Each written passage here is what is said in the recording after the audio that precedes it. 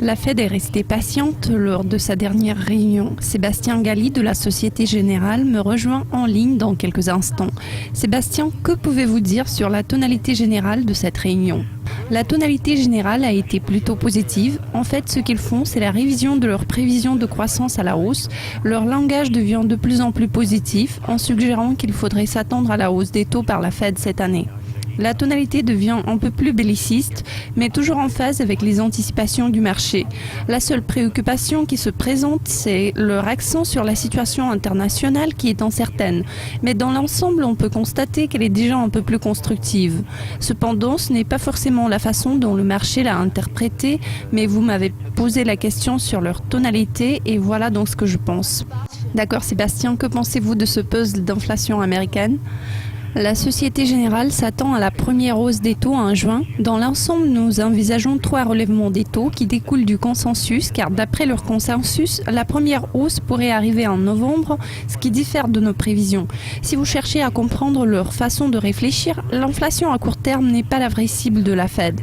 Ils ciblent surtout l'inflation à moyen terme et en effet, même si l'inflation est en baisse suite au prix du pétrole qui ont fortement reculé, ils surveillent surtout l'IPP et les autres secteurs de l'économie sur le moyen terme. Alors on pourra compenser les effets négatifs par une consommation très robuste à moyen terme et la Fed a été très claire sur ce point.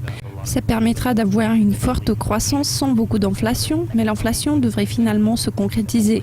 Il existe une deuxième énigme pour la Fed, c'est le marché du travail qui se resserre, mais on ne voit pas de signe direct de pression salariale, ce qui est une tendance globale car les pressions concurrentielles s'accentuent à l'échelle mondiale.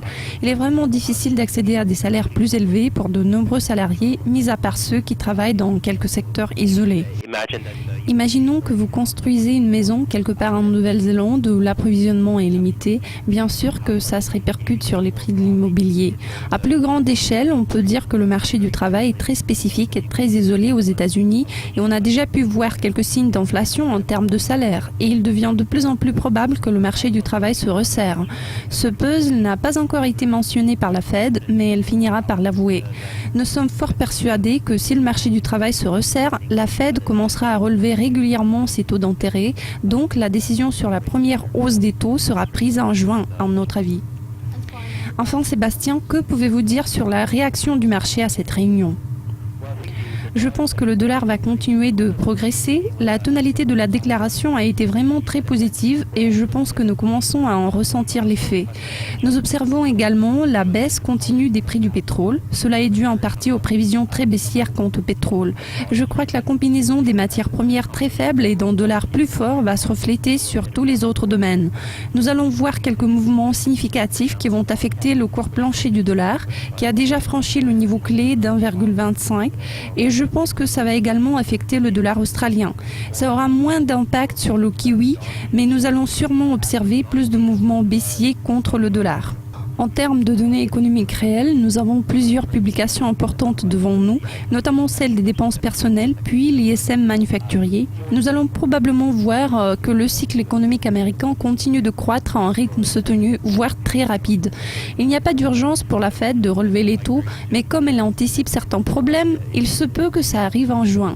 La probabilité d'une hausse des taux en juin est très faible en ce moment, mais je pense que cette probabilité va augmenter en poussant le dollar vers le haut, ce qui aura une incidence immédiate sur les matières premières. Merci Sébastien, chers spectateurs, restez à l'écoute de Dukascopy TV. À très bientôt.